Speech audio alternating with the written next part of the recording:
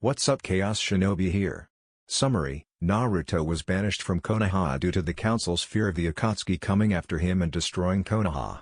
10 years later, Naruto becomes the new Raikage of Kumo and leads it to greatness. Chapter 3. 5 days later. In the middle of the mountain ranges of Kaminari no Kuni, Lightning Country, running through the mountain pass at high speed, Kunoichi from Kumogakure, the village hidden in the clouds, was returning from the mission she had been on.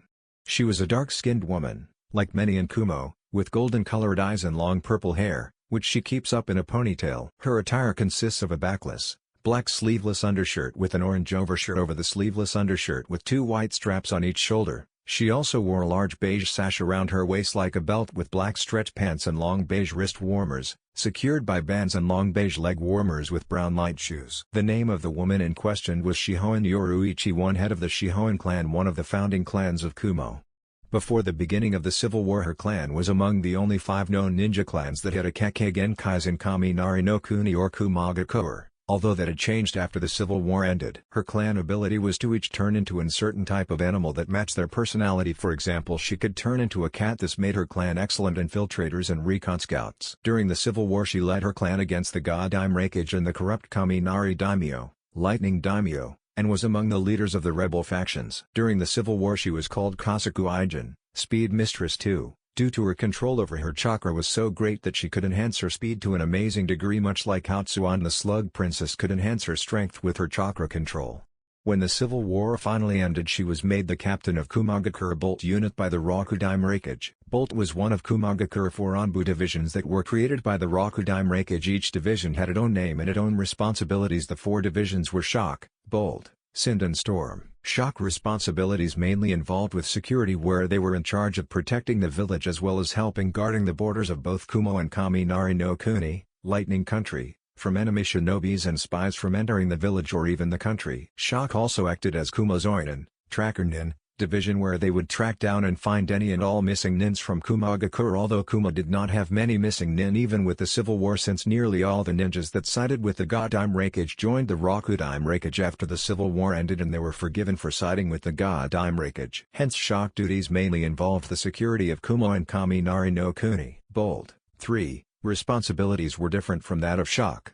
The Bolt division mainly dealt with assassination, where they would assassinate corrupted high-rank officials from other countries, warlords who were trying to start rebellions in countries, and enemy ninjas. Not only that, but they also dealt with high-ranked infiltration missions and information-gathering missions if it was needed as well. Sind was Kumogakure Intelligence Divisions, or otherwise known as the Central Intelligence Network Division, where they dealt with gathering information and intelligence on all non-alliance members or non-allied countries to the Heavenly Alliance, as well as other organizations that may threaten the Heavenly Alliance. They also dealt with counterintelligence, where if any shinobi village or country tried to infiltrate Kumogakure or the Heavenly Alliance, they would find them and deal with them. They would even create false leads or false information for them to follow, which would eventually lead those shinobi villages or countries to dead ends or even misjudge the Heavenly Alliance strength and capability. Sind also dealt with torture and interrogation when gathering information from rogue ninjas and enemy spies. Storm was Kumogakure Elite Strike Force. They were the elite of the elite in Kumogakure. Although Storm had the smallest numbers out of all the other Anbu divisions in Kumogakure, the quality of shinobis in Storm more than made up for their lack of numbers. Storm training program was the harshest training program in the entire elemental continent, in which they went through a training program that was called the 2 months of hell, which would test even a highly skilled veteran shinobi to his very limits, if not beyond them. After which, any of the surviving applicants that got through the 2 months of hell would then go through a hard year-long training program on teamwork, physical training and training in sealing, as well as other types of training before they would be full Storm members. The Storm agents answered to no one but the Raikage himself, in which none of the other councils of Kumogakure had any control over them whatsoever. Storm handled only the most dangerous and most important missions to Kumo that the other Anbu division in Kumogakure or other the shinobis in the village would be unable to handle themselves. Yoruichi was currently on her way back to Kumo after successfully sneaking into Mizuno Kuni, Water Country, and meeting with the leader of one of the rebel factions in Mizuno Kuni. Her mission was to make contact with the rebel factions and meet one of their leaders, Saito Hajime the Kiri no Okami, the Wolf of the Mist, former leader of Kirigakure, Hidden Mist, Assassination Division, as well as a former member of the Kiri no Shinobi Katana Nanan and Shu, 7 Swordsman of the Mist, who was famed for his mastery of the Sirendo Kurang, silent killing technique, where he would pounce on his enemies much like a wolf. His skill in Sirendo Kurang could only be matched by Momochi Zabuza the Kirigakure no Oni, The Demon of the Hidden Mist. Saito was also a master in Mizogu Uchiha Ito Ryu style, which was the perfect sword style for an assassin-type ninja like Saito. The Mizogu Uchiha Ito Ryu style was one of the most lethal assassin sword styles to exist. It was mostly based on speed, and it uses brute force to eliminate any opponent. It is based on piercing the enemy with horizontal hits. Once Yoruichi met Saito, she was to offer him and the other rebel factions an alliance between the Heavenly Alliance and the rebel factions in Mizuno-kuni against the Godaime Mizukage and the Mizu Daimyo. When she did meet him, they talked for several hours, in which Saito and the rebel factions did not join in an alliance with the Heavenly Alliance against the Godaime Mizukage and the Mizu Daimyo due to they didn't fully trust the Heavenly Alliance willingness to help or intentions. But Saito did agree to share information on the happenings in Mizuno-kuni as well as any relevant information on the Godaime Mizukage and the Mizu Daimyo. In return, the Heavenly Alliance would agree to sneak in food, medicine and other supplies to the rebel factions. Yoruichi knew this arrangement would be good enough for the Raikage, since he had told her before she had left that it was unlikely that the rebel factions would immediately agree to the alliance. Her main objective was to build communication link between the Heavenly Alliance and the rebel faction in Mizuno-kuni. But with the arrangement that she got, it would make for a strong stepping stone to build the alliance between the rebel factions and the Heavenly Alliance. As Yoruichi was running, she suddenly heard a puffing sound and a sudden weight was felt of her right shoulder. When she stopped and looked to see what was on her shoulder, where she found her ninja cat summon 4. Hina on her shoulder. The cat was actually a small cute little white kitten with gray stripes on its back and had big dark blue eye and wore a small little builder's helmet and a whistle around it. 5. If Yoruichi wasn't so used to seeing Hina, she would have gone kawaii and squeezed the little kitten to death at how cute it looked. "Hina, what are you doing here?" said a surprised Yoruichi. "I thought I told you to stay with Saito so that he can send us information or items through you," said Yoruichi with a slight frown, thinking that the little summon was slacking off on its mission. "But that's what I'm doing, mistress," said Hina in a cute little voice. "You have a message from Saito?" asked Yoruichi, surprised again, to which the just kitten nodded. "Well, what is it?" The scary-looking man, which caused Yoruichi to smile a little since Saito would look scary to most people, told me to tell you that he got some information that you might be interested in. He said that the princess of Umi no Kuni, Sea Country, has been captured by ships sent by the Godaime Mizukage and the Mizu Daimyo 5 days ago when she was on her way to Tsuki no Kuni, Moon Country, for her wedding, said Hina. "What? Princess Sachi has been captured?" said Yoruichi in surprised. "Yea," the scary man said that the Mizukage and the Mizu Daimyo plan to use the princess as a political hostage and force both Umi no Kuni and Tsuki no Kuni to give control of their trade alliance to Mizu no Kuni, as well as some other things, where they would control all trade in the southern elemental seas, not to mention that they gain control of both countries' naval forces, giving Mizu no Kuni even more control over the seas, replied Hina. "Damn those bastards," cursed Yoruichi. "I knew we should have sent some of our own ships or men to guard the princess. If we had, this wouldn't have happened." Yoruichi then turned to the kitten again and asked, "Does Saito know where the princess is being held?" To which the kitten nodded and said, "Yea, he said that the princess is being held in the hold," answered Hina. "Damn it. It figures that they send the princess there at the strongest prison in Mizuno-kuni, since they hold nearly all the political prisoners in Mizuno-kuni there, as well as most of the rebels' ninjas that they captured," cursed Yoruichi. "Scary man also said that ninjas from Konoha are prisoners there as well," said Hina. "Konoha ninjas are there too?" asked Yoruichi in surprised. "Yea, scary man said that they were supposed to protect her but got captured as well," said Hina. "Huh. So much for the mighty shinbis of Konoha," said Yoruichi with a tad bit of disgust in her voice, since she didn't have a very high opinion of Konoha shinbis. She turned to her summon. "Good work, Hina. I summon you later and give you a treat later on. Also, when you see Saito, tell him I owe him one," said Yoruichi. "That what scary man said too," said Hina, which caused Yoruichi to raise her eyebrow in curiosity at what Hina meant. "Scary man said that he wanted the Raikage and the Heavenly Alliance as well as Umi no Kuni and Tsuki no Kuni to owe him one, since he knows that you will want to rescue her," replied Hina to her mistress' unspoken question. After hearing what Hina said, Yoruichi could not help but chuckle a little as she spoke. "That sly bastard Saito. He a lot more cunning than I thought." "Hina, you go back, Saito." "Okay," said Yoruichi. The kitten then nodded and left, after which once Hina was gone, Yoruichi quickly started to flow chakra into feet, in which she started to move so fast that she was nothing but a blur to the naked eye. 3 hours later. After 3 hours of non-stop running at her top speed, Yoruichi stopped when she was in the middle of the large mountain valley. She knew that she was near the village since she could see the Jinjustu of clouds that cover Kumo right ahead of her. It was a special Jinjustu that was created by one of the Raikage former senseis who was a master at Genjutsu. The cloud cover Genjutsu truly gave a village its name as the village hidden in the clouds. Not even the famed Sharingan of the Uchiha clan that Konoha loved to brag about could see through this genjutsu. As she walked forward into the cloud cover genjutsu, she then felt 4 chakra signatures near her, although they were well hidden where even the most skilled shinobi could easily miss them if they were not looking out for them. She then stopped and spoke in a confident and calm voice. "You can all come out now, I know you're there." As soon as she finished speaking, 4 Kumo shock shinobis appeared in front of her, all wearing their yellow animal-shaped masks with black lines around them shaping the face. Most of the Anbu divisions in Kumogakure wore animal masks to conceal their identities, but each division had different colors for their masks. Shock would wear masks with yellow and black, Bolt would wear masks with red and black, while Storm would wear masks with blue and black, while Sin didn't wear any since they did not need to. "Forgive us, Yoruichi-senpai, we did not realize it was you until just now. We did not expect you back till this evening or tomorrow morning at the latest," said the boar mask shock member, who was clearly the captain of the group. "That okay.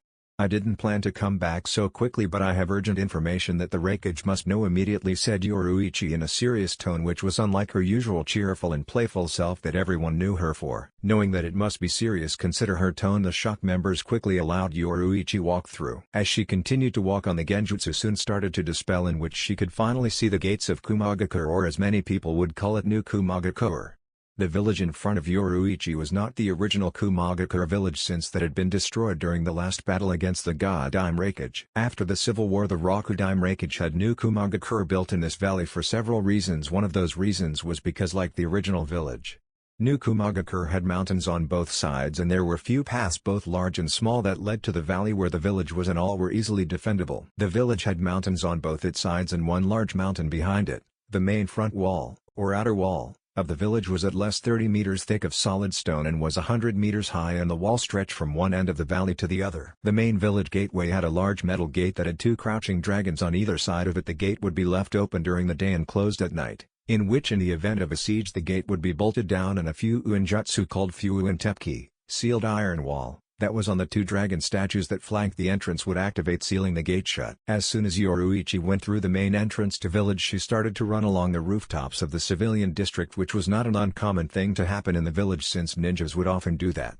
As she ran, Yoruichi looked around New Kumogakure. She could not believe that they had built all this in just under 3 years, since they had only just fully finished building it a month or 2 ago. New Kumogakure was easily 5 times bigger than any other village in the elemental nations. The village itself was split in 4 large districts with a wall dividing each district. The inner walls themselves were nowhere near as thick as the main one, but were at least a few feet thick and quite strong, and were just as high as the outer wall. The first district, which was directly behind the outer wall, was the civilian district, where the civilians lived in. Whether they be rich or poor, all civilian lived in this district, in which they had their own schools, hospitals, gardens, parks, police force and stores to shop, since this district was also where trading for goods was mainly done. The second district was the industrial district, where the village had its machinery built, such as Kumo airships, war balloons, weapons, armor, siege weapons, trains, and other types of machinery. There was even several large landing platforms for the airships to land on in this district. The third district was the shinobi district, where all shinobis and their families as well as shinobi clans lived in this district, and like the civilian district, the shinobi district had their own academies to learn their ninja skills. Civilians were also allowed to join if that they wanted to, hospitals, as well as weapons and gear stores to get equipment from.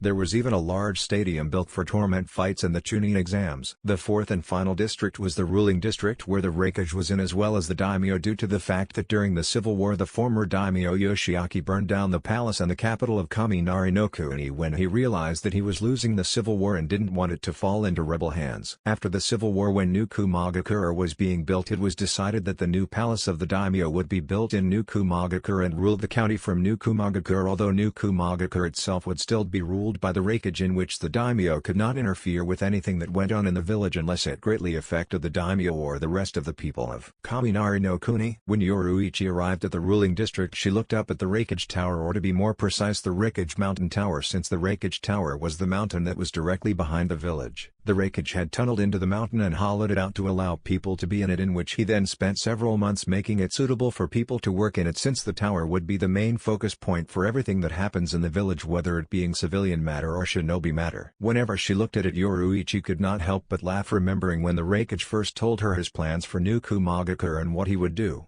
She remembered how she called him and Baka to think he could do that. She also remembered how he just laughed and said that he'd be able to do that and build new Kumogakure in just under 3 years, after which she replied that if he did do that in that time frame she'd tongue kiss her former second-in-command Soifan 6 in public. Thinking of which she could not help but then laugh at all the men that had went to the hospital due massive nasal hemorrhaging when she did it, not to mention Soifan could look at her in the face for a week after it without blushing of embarrassment. Since not only had the Raikage done what he said he'd do, he even tunneled into the sides of the other mountains on New Kumogakure's side and made the sides of the mountains into docking ports for the Kumo airships. He also made several underground tunnels and bunkers under the village for the Kumo Anbu units and underground tunnels and bunkers for the civilian to use should the village come under attack. She also remembered several times when foreign dignitaries from other members of the Heavenly Alliance came to New Kumogakure and they would gaze at it in wonder, where they would often ask how he was able to build this massive size village, or city as some would call it, so quickly, in which the Raikage would just laugh each time and reply, jutsus can be used for more than just fighting. Yoruichi quickly went into the Raikage tower/mountain through the massive double stone doors that had 2 giant stone tigers flanking the doorways, in which the 2 stone tigers had few uintepki on them so that the doorway would be sealed shut when needed. When inside, it was not what most people would expect it to be, instead of being dark, dank, and cold. The main hall of the tower/mountain looked like a palace hall. In the middle of it was a beautiful fountain with cool clear water and statues made of pure marble that resembled dragons, tigers and falcons. There were benches made of solid marble in which the seats themselves were covered in soft leather.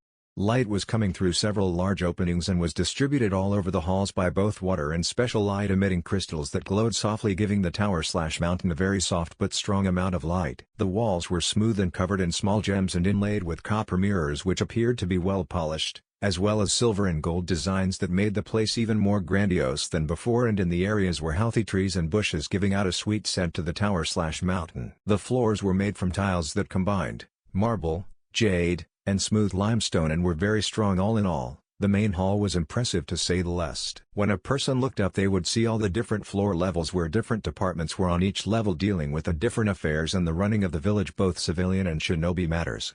There were stairs and even lifts to get a person up to certain levels faster, which was a good thing since the Raikage tower/mountain was always busy with activity. At the top roof point of the tower/mountain was a large glass dome that was directly above the fountain and shone more light down on it and the rest of the tower. It also allowed the stones in the fountain to sparkle in the light. Not only was tower/mountain magnificent in the inside, it was also easily defendable, where just 3 squads of ninjas could easily hold out for months against an enemy army. Since the main doors were made of stone and when shut could take massive poundings, they even had special seals on it that made them highly resistant against most jutsu. The inside of the tower was also covered 10 feet of solid rock. There was even several small openings for the defenders to fire arrows, spears or jutsu from down on the enemy, as well as many traps inside the tower for the enemy which could be activated should the enemy be able to breach the doors or somehow enter a tower/mountain. Yoruichi quickly got on one of the lifts and soon arrived at the Raikage office, which was at the top floor of the tower/mountain. She greeted his secretary Nanao, who was an old friend of hers, after which Nanao told her to go right ahead into his office. The Raikage office was simple. It was a large double-O circular-shaped room with his desk facing the main double door to his office and with a large window behind the desk so that the Raikage could look out the window and over the village. On both sides of the wall of the circular room in front of the Raikage desk were bookshelves filled with scrolls and books, as well as a small spiral stairs that would allow the Raikage to go to the platform of the second level of his bookshelves, as well as go onto the balcony that was right above the Raikage desk. It was then when she looked up to her left on the second level of the bookshelves that she saw him reading a scroll, after which she made herself notice since he had yet to do so, since he was focused on the scroll he was reading. When he did notice her, he looked up and had a small smile on his face. He then spoke. "Good day, Yoruichi. I'm surprised that you arrived back so soon. I did not expect you back till at least this evening.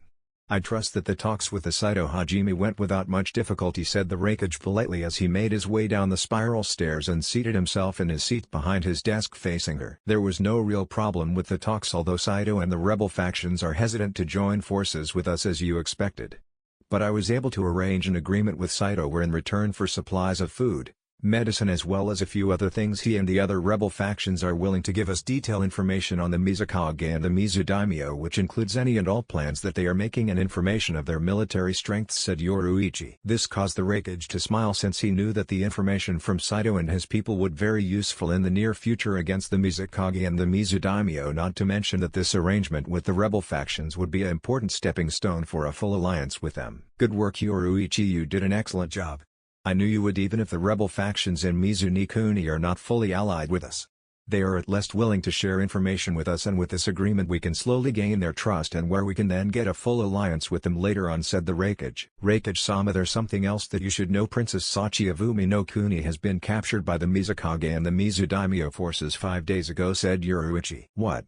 Shouted the Raikage in disbelief. Yoruichi then went and explained what her summon Hina had told her about what had happened to the princess. When she finished, the Raikage spoke in a serious tone of voice. Yoruichi, did you give Saito the projection ball like I asked you to? Yes, of course, answered Yoruichi. I even showed him how it works and what to do, she continued. The Raikage nodded and then went and opened up a small box on his desk. In the box was a small glass ball that had several seals carved on it. The ball was small enough to fit perfectly in the palm of his hand. Although the Raikage was not the type of person to brag about how skilled he was, he had to compliment himself on his skills in creating the projection ball. The projection ball worked as a two-way communication link for the Raikage, where if he needed to speak to one of his commanders or the leaders of an alliance member country or an allied country, all he would need to do would be to place the ball in his hand and think of the person he wanted to speak with, in which the other person ball would start to glow and heat up, telling them that someone wanted to speak to them, in which once they picked up the ball in their hand, an astral projection of the Raikage would appear in front of them, as would an astral projection of them appear to the Raikage. It would even work for other holders of the projections balls, where they could not only make contact with the Raikage but they could also make contact with one another. It also had a security measure where when a person first gets a projection ball, all they need to do would be to spread some of their blood on the ball and it would connect them with the other projection balls, and the ball they got would only work for them, since it only works for the person whose blood was spread on it first. The projection ball was based on a jutsu that he read about in one of his old sensei scrolls that was called the Gentashin no Jutsu, Magic Lantern Body Technique. Although the scroll explained the basic of how the jutsu worked, it did not tell him how it was done, in which the Raikage then spent several years creating his own version of it with seals, which in the end proved successful. The Raikage quickly picked up the projection ball and closed his eyes and then reopened them again when an astral projection of Saito Hajime appeared in front of them. So this is how this thing works. I hate to admit it, but this is an impressive piece of Fuin Jutsu, commented Saito, in which he then looked up at the Raikage and raised his eyebrow. So you're the famed Rakudime Raikage. I being hearing so much about the famed the Raiden no Kami, the god of thunder and lightning, or as many shinobi and kiri call you, the Arashi no Oni, the demon of storms. I have to admit I pictured someone a bit different from all the stories I heard about you, especially that rumor I heard recently where you defeated said Saito. But before he could continue, the Raikage interrupted him. Forgive me, Saito-san, but as much as I like to have a pleasant conversation with you about the things you heard about me, I must interrupt you since I wish to speak to you about the information that you had sent to Yoruichi, spoke the Raikage seriously. Fine. What is it that you want to know? Asked Saito. I would like you to give me a more detailed account on what happened and what the Mizukage and the Mizu Daimyo are planning on doing, since I guessing what you told to Yoruichi was just a basic overview of what happened, said the Raikage. Saito just nodded and then spent the next half hour explaining in detail what had happened, since an agent of one of the rebel factions in Mizu no Kuni was on board one of the ships when they attacked the princess ship. He also told them the names of Konoha ninjas that had been captured with her and that they were all being held in the hold Mizu no Kuni's strongest prison. When Saito finished, the Raikage thanked him and told him that he sent medical and food supplies to him and his forces within 2 weeks, and said that he may call on him for more information soon, which Saito just nodded and his astral projection disappeared. When Saito's astral projection disappeared, a hardened look came across his face. Yoruichi knew this look well since she had fought with him in many battles during the Civil War. During the Civil War she became close friends with the Raikage and was considered one of his closest friends, as did she, hence she was able to know when he was angry or extremely serious about something, and the look on his face told her that he was planning something big and it would be serious. The Raikage quickly called for his secretary Nanao, in which she quickly entered the room. Nanao, I want you to send a message to all shinobi commanders and all major shinobi clan heads, as well as Lady Daimyo Kiko and Sensei.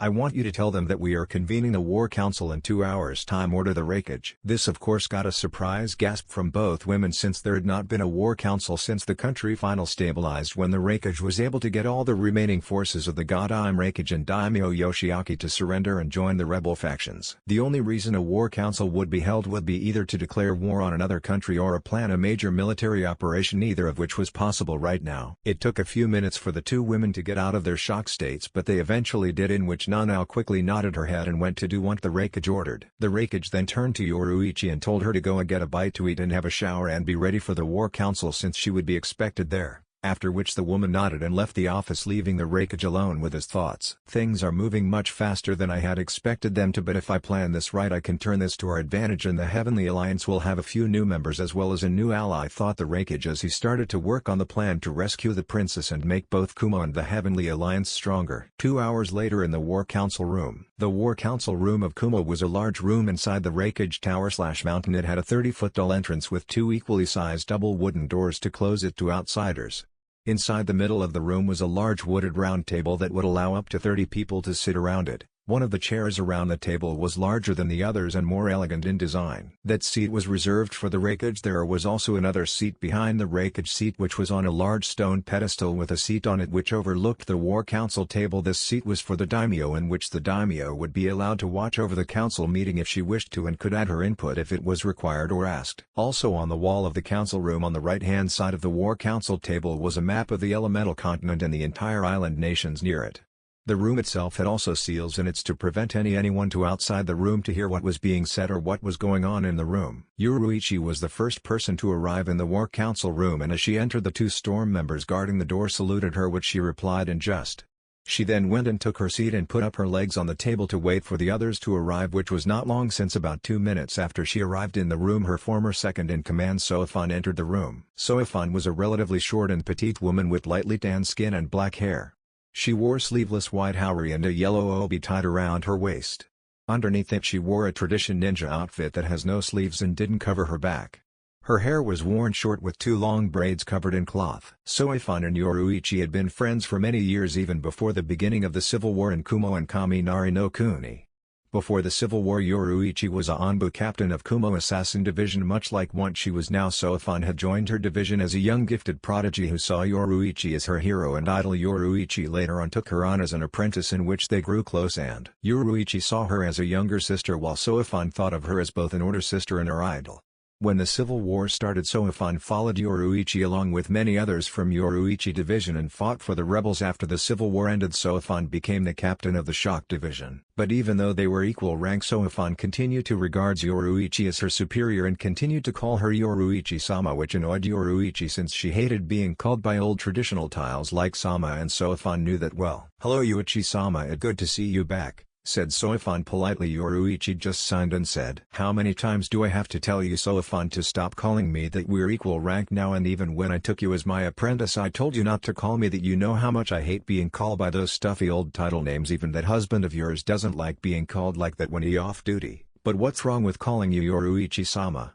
"Yoruichi-sama? I'm only showing you respect, Yoruichi-sama. You can't possibly hate being called Yoruichi-sama that much?"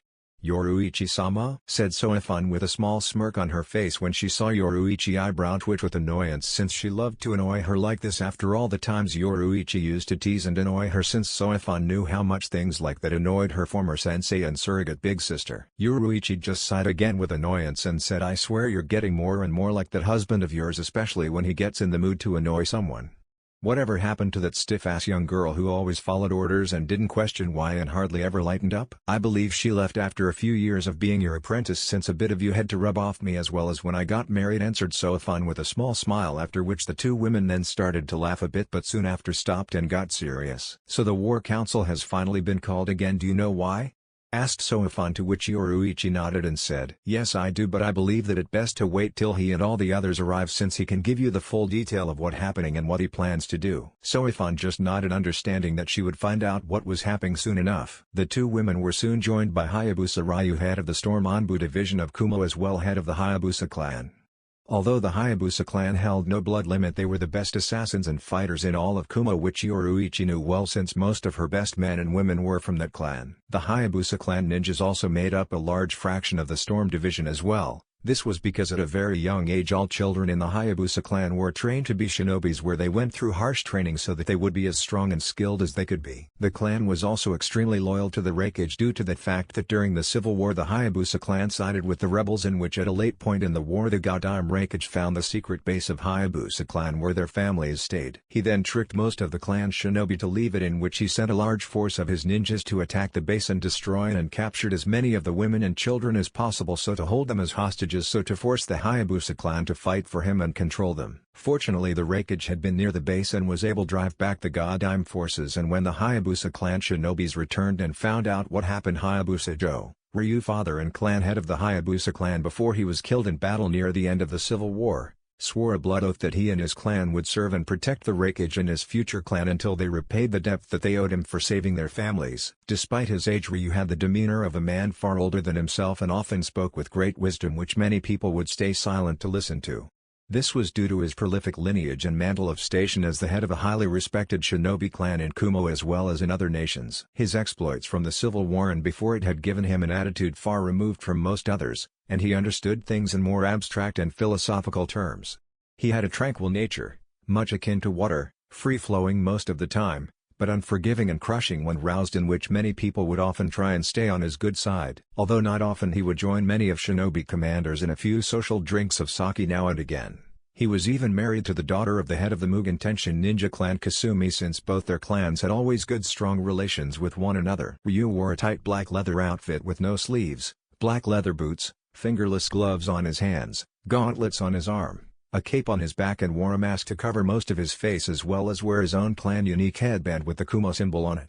He also carried a sword on his back and kunais on his left leg. Altogether Ryu was dressed like what most people expected a ninja to look like, which was not surprising since the Hayabusa clan took their title as a ninja clan very serious. When Ryu saw both women, he greeted them politely and then settled down in his seat on the table. Soon after they were joined by Shiden, leader of the Mugen Tenshin clan, who were among Kumo top ninja clans. They were well known for their unique fighting styles, the Tenjinmon and the Hajinmon, which allowed them to gain incredible strength and power. Like Hayabusa clan, the Mugen Tenshin clan fought with the rebel factions due to their close ties with the Hayabusa clan, which only got stronger with the marriage between his daughter Kasumi and Ryu. Just after Shiden arrived, two other people arrived. They were Akechi Mitsuhide and Miyoshi Seiyuri. Akechi Mitsuhide was the co-chief of operations for all the shinobi forces, where he would help decide who would go on what missions and could only be overruled by the Raikage. Also, should the Raikage be unable to run or organize the shinobi forces, Mitsuhide would take full control of the shinobi forces. Mitsuhide was a very handsome man. Despite being in his early 30s, he still looked like a man in his mid-20s. He had a narrow but well-sculpted face and had long black raven-colored hair and clear blue eyes. Mitsuhide wore white shinobi pants with sliver knee pads and boots. He also wore a white shirt with silver samurai-like armor and had a white cloak and carried a long katana that he called Gilded Talon. Mitsuhide was also one of the first teachers to the Raikage back before he became Raikage. Mitsuhide was a former member of the Kari no Shinobi Katana Nanan and Shu, Seven Swordsmen of the Mist. Before he became a missing nin, Mitsuhide was credited with being one of the greatest prodigies of his time in Kiri, since at age 13 he became head of the Oinin division. When he was 15 he became a Jonin and a member of the Kari no Shinobi Katana Nanan and Shu. It was also said that he was a prodigy of the sword, in which he mastered at a very young age the fighting style of his clan, the Takakyo Kuka, the Swooping Hawk.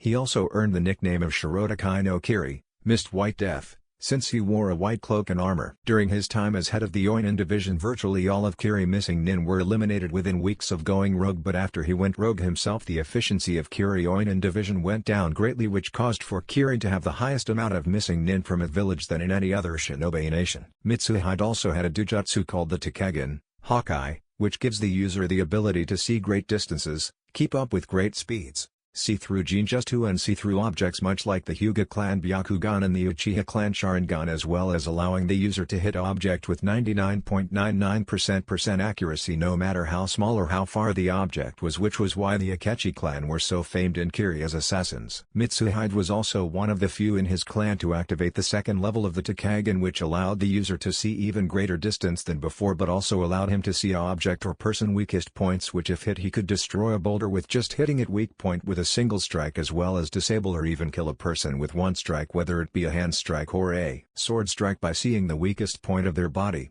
Unfortunately, Mitsuhide was also the last of his clan, since during the early parts of the Bloodline Crusade in Kiri his clan was wiped out, in which he was forced into hiding until near the end of the crusade, where he avenged his clan by killing 300 Bloodline Hunters, which was nearly the entire Bloodline Hunter division, in a single night when they were at their main base in Kiri.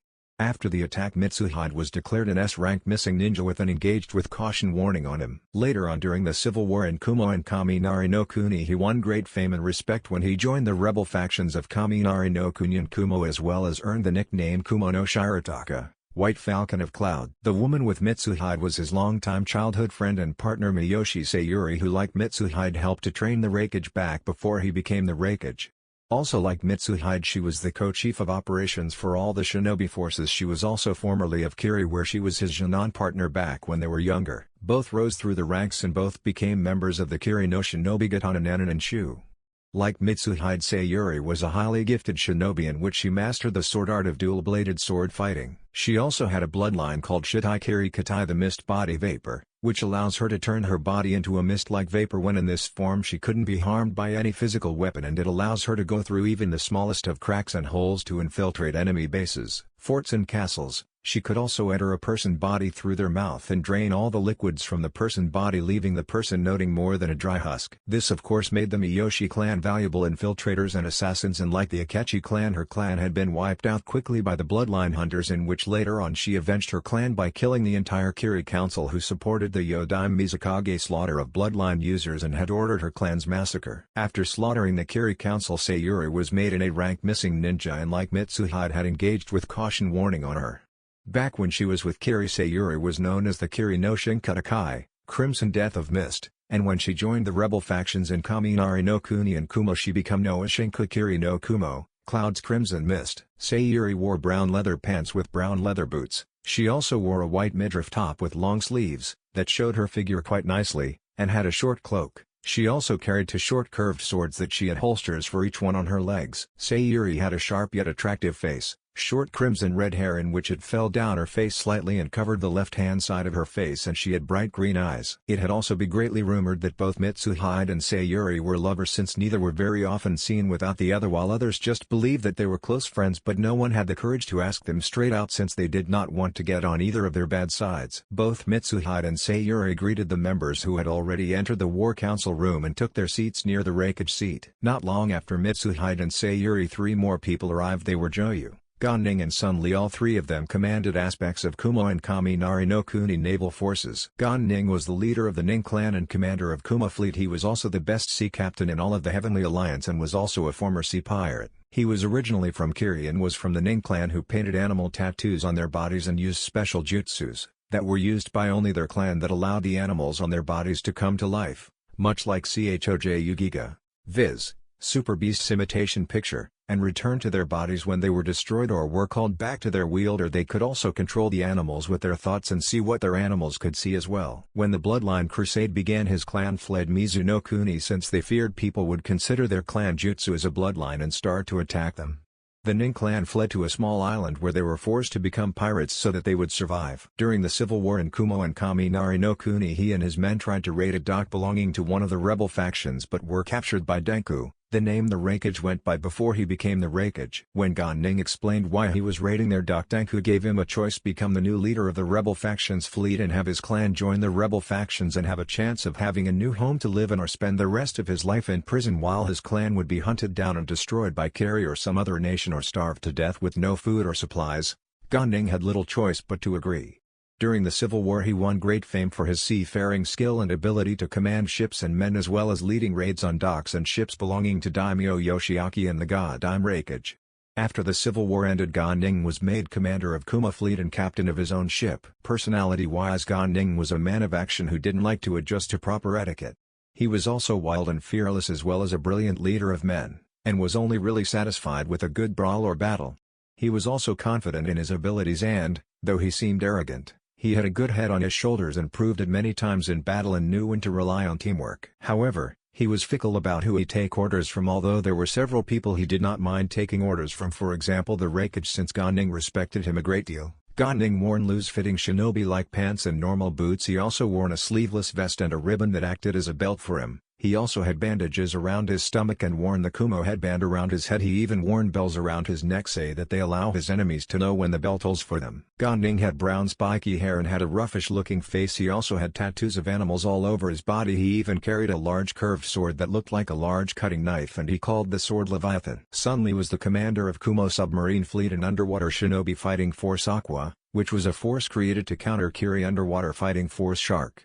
Sun Li was originally from a well-off sea merchant family, and when the civil war started her family sided with the godam Raikage and daimyo Yoshiaki, while she herself joined the rebel factions and became a very skilled shinobi. During the civil war she became an excellent commander of men, and due to her experience in ships and was the one who suggested to create Kumo-own counterforces of underwater fighters which she was given command of, as well as command of Kumo submarine fleet when the civil war ended. Personality-wise, Sun Li was upbeat and independent woman who was considered to be a tomboyish by many people. She was loving and loyal to her friends and family, who were pardoned for siding against the rebel factions. She was always eager to lend a helping hand to others and frequently wanted to prove her worth in battle, which often caused her husband to worry. Sun Li was also very beautiful. She had short brown hair and emerald green eyes and a curvy body. Her clothing also reflected her personality since it gave her a tomboyish look. She had a tight red top and shorts, with matching socks and shoes, and wore a Kumo headband on her head with the symbol cloth being red instead of brown. Joyu was the supreme commander of all Kaminari no Kuni naval forces, and although he mainly only commanded Kaminari no Kuni naval forces, under wartime emergencies or events he would be given overall command of Kumos and all the other members of the Heavenly Alliance naval forces. This was due to the fact that Joyu was one of the most brilliant naval strategic commanders in the elemental continent. He was also highly skilled in the ninja arts of combat, but was not a ninja of Kumo. He was also a highly skilled user in fire techniques. During the Civil War, Joyu fought for Daimyo Yoshiaki and he commanded his fleets as well as Kumo. Despite not liking either Daimyo Yoshiaki or the godam Raikage, he remained loyal to them due to they were still the rightful rulers of Kumo and Kaminari no Kuni,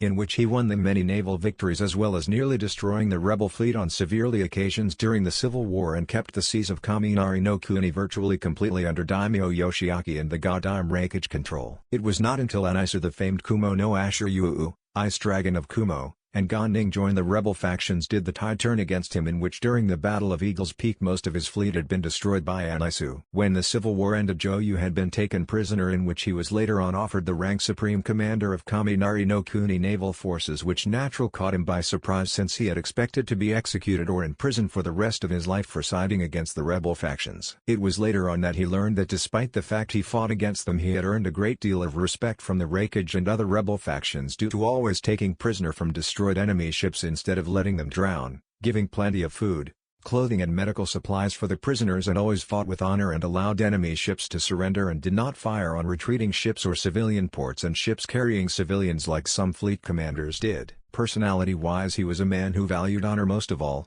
He was also very loyal to his friends and country, as well as very intelligent man and a keen strategist. He was also a lover of music and was known well for playing the flute extremely well. Joyu was also an extremely attractive man. He had long brown hair, dark brown eyes, and was very handsome, where many girls tried to win his affection.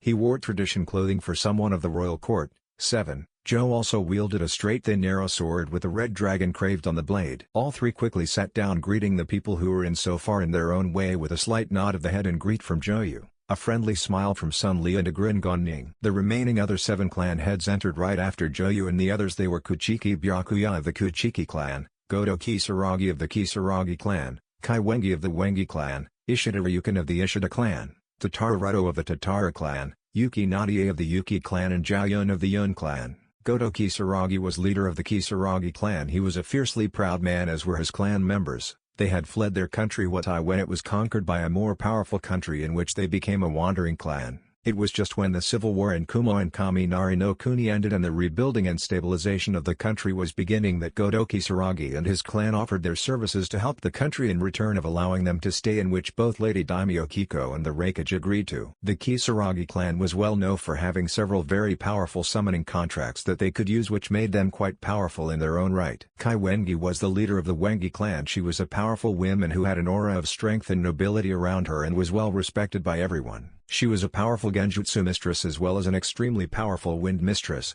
Kai Wengi was a woman of strong conviction and always did what she believed to be best for her clan no matter what it cost her. She also valued loyalty and showed respect to those who she believed worthy of it. Originally she and her clan were from Suna, but were forced to leave the village when they learned that the Ondaime Kazekage was planning to have them killed and claim that they were traitors. For about 14 years Kai Wengi and her clan wandered around the elemental continent, where they eventually joined in the civil war in Kumo and Kaminari no Kuni with the Daimyo Yoshiaki and the godam Raikage, with the promise of a new home and a position as a powerful clan when the civil war ended. Although when they lost they were forgiven by the Rakudime Raikage, and he offered them them the same deal which the Wengi clan accepted and swore loyalty to the Raikage since they had been touched by the Raikage forgiveness and generosity. Although it was not well known the reason why the Wengi clan fled Suna was because the Wengi clan had been the guardians of the demon Ichibi no Shukaku, one-tailed Shukaku, and were sworn to keep it from harming the people of Suna. After seeing the destruction that the former host of the Ichibi no Shukaku caused, the Wengi clan pleaded with the Sun Daimekase Kage to not create another Jinchuriki since all it would do would drive the host mad like it did to the monk that the Ichibi no Shukaku was sealed in and create another unstable Jinchuriki that would threaten Suna. The Sun Daimekase Kage eventually agreed to seal up the demon back into the tea kettle, but when the Sun Daimekase Kage disappeared, secretly killed by Sasori, and replaced by the Yondaimekase Kage, the agreement was nullified. The Yondaimekase Kage sealed the Ichibi no Shukaku into his newborn son despite the Wengi clan objections and warnings. Eventually, when the Yondaimekase Kage realized that the Wengi clan had been right all along, he ordered for his son to be killed, but all attempts failed. When the Wengi clan heard what the Yondaimekase Kage was planning, they offered to take Gaara into their clan and train him and help him control the Ichibi no Shukaku,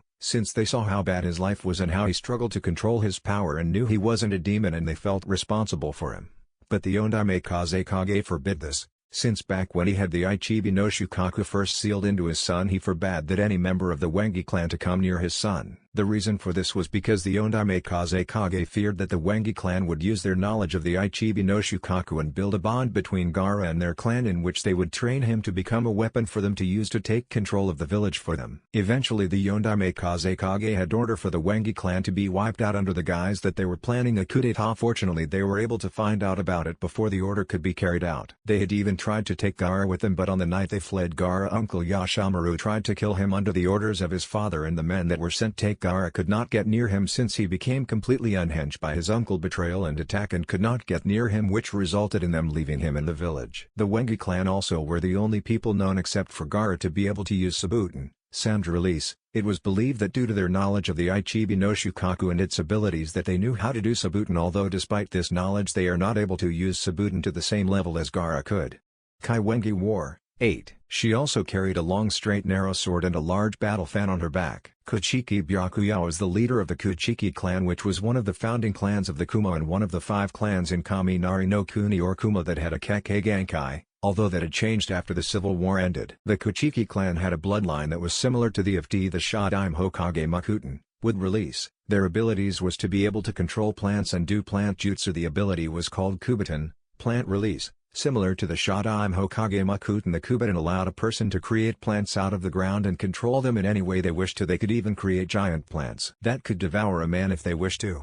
Although despite their ability only a quarter of the clan could do it, with the majority being unable, the only ability that all members of the Kuchiki clan shared was their high control over their chakra. Byakuya was a very handsome man where many women from important families often tried to gain his attention but failed since he had never gotten over the loss of his wife during the Civil War. During the Civil War, the Kuchiki clan fought for the Godime Raikage. Due to despite what he did, he was still the rightful leader of Kumo, but eventually when they learned some of the other crimes that the Godime Raikage and Daimyo Yoshiaki had done, after which they sided with the rebels factions near the end of the Civil War and helped give them valuable information on the Godime Raikage and Daimyo Yoshiaki plans. Byakuya himself was by far the most powerful and gifted member of his clan and was said to be the greatest prodigy to be born in the clan in almost 100 years. It is also said that he was strongest member in his clan to be ever born, since he had complete mastery of the Kubitan to a level far beyond any other clan member, where he could channel his chakra into thousands of flower petals or even tree leaves and control them all at once and have them spin so fast and that they would act like thousands of small blades cutting his enemies to pieces. He is even a master genjutsu user. Personality-wise, Byakuya acted in an aristocratic manner. He seemed always serene and apathetic towards other people, even when he was deeply conflicted. He was also extremely calm, even in battle, and was very seldom surprised by even the most drastic of actions. This was due in part to his status in Kumo as the leader of one of Kumo's most noble clans. He generally acted indifferent, bordering on arrogance, to most situations that he faced, where he rarely viewed his enemies or other people worth his time. But despite this trait, Byakuya was a very perceptive man and was fully aware of the limits of his abilities, and usually anything he would state in comparison to a person was justified. Byakuya also strongly believed in law and order and believed that shinobi should do whatever it takes to protect their home and their people from harm. In spite of his icy and regal manner, Byakuya cared for and protects those important to him, which includes family and friends, since despite his cold manner he does have several friends that he cares about. Byakuya wore a white shitage, a black Kosode, a black Hakama, a white Hakama Himo, white Tabi, and Waraji and a white Haori over the black Kosode. He also kept his long shoulder-length black hair in a white headpiece called a kensiken. He also wore fingerless white gloves that covered only the back of his hands and wore a scarf made from the silver-white, windflower light silk, which was a family heirloom that was handed down from generation to generation and was given to each Kuchiki family head. The scarf alone was worth enough to buy 10 mansions in New Kumogakure. Byakuya was also a highly skilled sword master, where he carried a regular katana, with a simple cross guard, which is a simple open frame, much like a 4-pane window. It had a light blue handle. Tatari Hamryo was the leader of the Tatara clan. Hamryo only recently became the leader of the Tatara clan since his grandfather retired as head of the clan and handed it to him. Although Hamryo was the youngest member of the war council, since he was only 18, he was a competent leader and an excellent fighter, which earned him some respect from the other members, although he did not enjoy meetings like these since he preferred to be out on the field doing missions. The Tatara clan was a new clan that joined Kumo during the Civil War. Originally, the Tatara clan isolated themselves from the world when the shinobi villages were first formed, since they did not want to join any village but knew that they would either be forced to join or wiped out in case they became a threat to one of the villages. The Tatara clan hid themselves in a small hidden valley in the mountain ranges of Kumo. It was not until the Civil War began that they were discovered by the Raikage forces. When he learned of their existence, he offered them a place to join Kumo, but they refused, not wanting to join the Civil War. Soon after, the Raikage sent a large force of ninjas to destroy them and capture a few members of the clan so that he could breed a new clan under his control later on. Although the attack on the clan was successful, where 300 members of the clan were killed and about 70 others were taken prisoner, 200 members of the Tatara clan were able to escape. Hamryo's father as well as most of his family had been killed in that attack, where only his grandfather had survived and led the remainder of their clan to the rebel factions and joined them to avenge what the Raikage had done and to rescue their captured clan members, which they eventually did. During the Civil War, the Tatara clan won great respect and renown by using their Kekkei Genkai to great effect. The Tatara clan bloodline was called the Khotan Steel Release. This bloodline allowed them to manipulate anything metal into any form they wanted to be. They could reform metal into almost any kind of weapon or tool they needed. They could also make their bodies as hard as steel. This of course made the clan extremely valuable as ninjas and allies, where after the Civil War they joined Kumo. Personality-wise, Hamryo was a confident young man, borderline cocky. He also rarely lost his calm exterior and was quite intelligent for his age, although he was also eager for action and to prove himself in battle. He was the most gifted user in his clan fighting style and bloodline, where he mastered all his clan's techniques and created some of his own, which proved that he was ready to be clan head. Hamryo's only real defect was that he loved to flirt with pretty girls, which made all the worse since he was quite popular with the girls due to his good looks and cool personality, although he did know when to get serious, and this war council meeting was one of those times when he got serious. Hamryo had black spiky hair and had metal piercings on his ears and above his left eye. He also had dark brown eyes. He wore a light brown jacket and jeans and a blood-red shirt underneath his jacket. He also had black boots on and carried a heavy metal skull chain around his neck and a metal chain around his waist so that he had metal to manipulate if caught in battle unprepared. Yuki Nadia was the leader of the Yuki clan. The Yuki clan had been created when large number of people had been subjected to experiments by the Raikage scientists during the Civil War to try and create new bloodlines by experimenting with people genes with different experiments and using experimental formulas on them. In the end, the experiments, hundreds of people died from them and 2 new bloodlines were created. The first was the Yuki clan's bloodline, which enabled its members to pass through solid matter without harm. When this first bloodline was created, the Raikage ordered his scientists create more people with this ability, so to create an entire clan of the perfect assassins. During that time, 220 people were given this ability and were trained to use it to its full extent.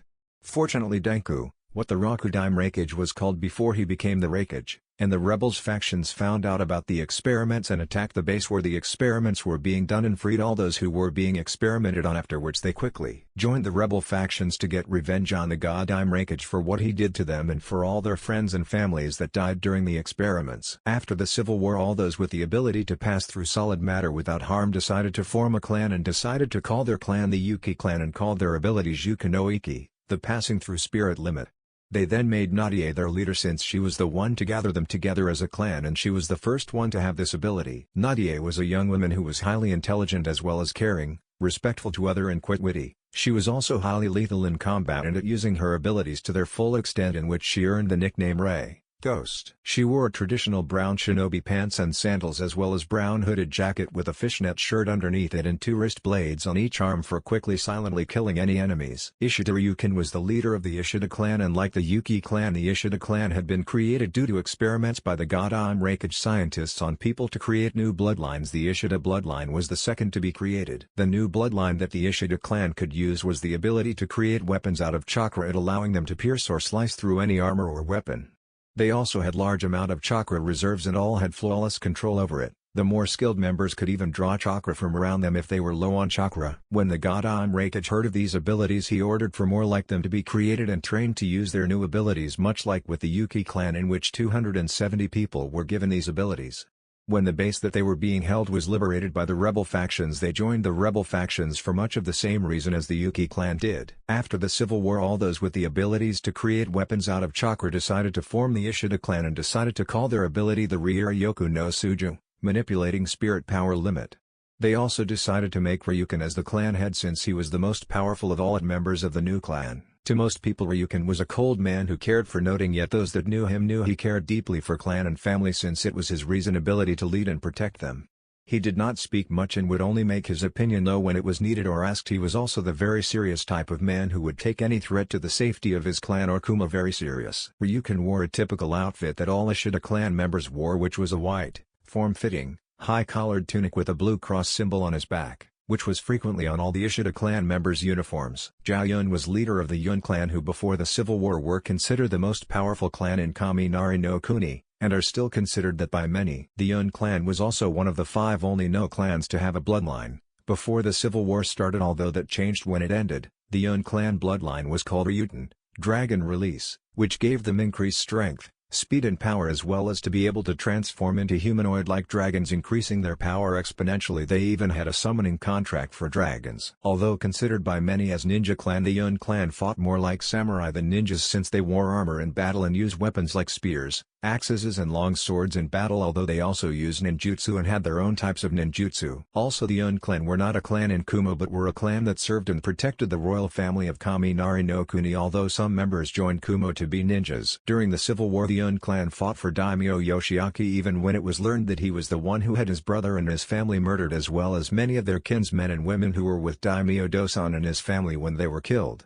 This was because they were swore to protect and serve the Sasuke royal family. But when it was learned that the Lady Kiko had survived the attack and was with the rebel factions to overthrow her uncle and reclaim Kaminari no Kuni, they quickly left and joined the rebel factions with as many warriors and samurai that were loyal to Lady Kiko's father. After the civil war, Zhao Yun was made the captain of Lady Daimyo Kiko Royal Guard. Later on, the Yun clan became an official clan of Kumo, where half of the clan were ninjas under the Raikage and the other half were the guardians of Lady Daimyo Kiko and served her. Zhao Yun was a man that was held in high regard by everyone in Kaminari no Kuni and Kumo, and was one of the great war heroes of the civil war. He was a man held honor, virtue and justice as the most important things.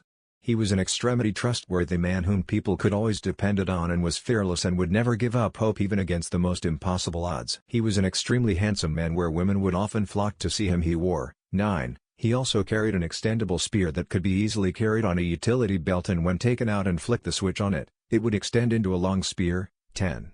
He even earned the nickname the Raikage no Kumo, the Silver Dragon of Cloud. After the clan heads all arrived, 2 more people came, and they were Lu Xun and Hiki Kanu, who commanded Kumo Air Forces. Lu Xun was the commander of the air fleet of Kumo and Kaminari no Kuni. Although he was young, he was a highly skilled strategist and a former apprentice to Joyu. Like Joyu, Lu Xun fought against the rebel factions, and for Daimyo Yoshiaki and the god Raikage he was a highly skilled user in fire techniques like Joyu, but wasn't a ninja. He was also skilled in double sword fighting. When the civil war ended, he was pardoned for fighting against the rebel factions and was even given command of Kumo new airship fleet due to earning respect from the rebels faction for treating all prisoners respectfully and honoring the code of conduct in war by not targeting civilian cities and villages, much like his sensei Joyu. Lu Xun was a formal and humble person. He was also quick-witted and perceptive and believed in seeing the big picture.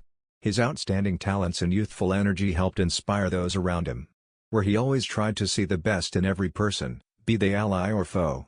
He'd address disasters with a prudent and sincere manner, always strived for an optimistic solution to the situation. Lu Xun wore 11. Hiki Kane was the commander of Kumo Skyhawk Ninjas, which was a special force of ninja trained to use special portable wing gliders that would fold up on a person's back like a backpack and then extend like wings when launched into the air through specially built catapults on the airships, fortress ships, 12, and on the ground. The Skyhawk Ninjas could then glide through the air firing bombs, kunais and jutsus down on the enemy, or even fly over enemy walls and scout for enemies from the air. 13. They could even feed a small portion of the chakra into the portable wing gliders through the special chakra-absorbing metal that the portable wing gliders were made out of to keep them in the air even if there was not much wind in the air. It worked on a very similar manner of the Sky Ninja's gliders, but unlike theirs, the Skyhawk Ninja portable wing gliders did not need much chakra to keep them in the air, since the portable wing gliders were not as heavy as the Sky Ninja's gliders, although despite that the portable wing gliders were not as fast or maneuverable as the Sky Ninja's gliders. Kane was one of the first ninjas to become a Skyhawk Ninja and was a top ace flyer when in the air, in which he quickly became the unit first commander.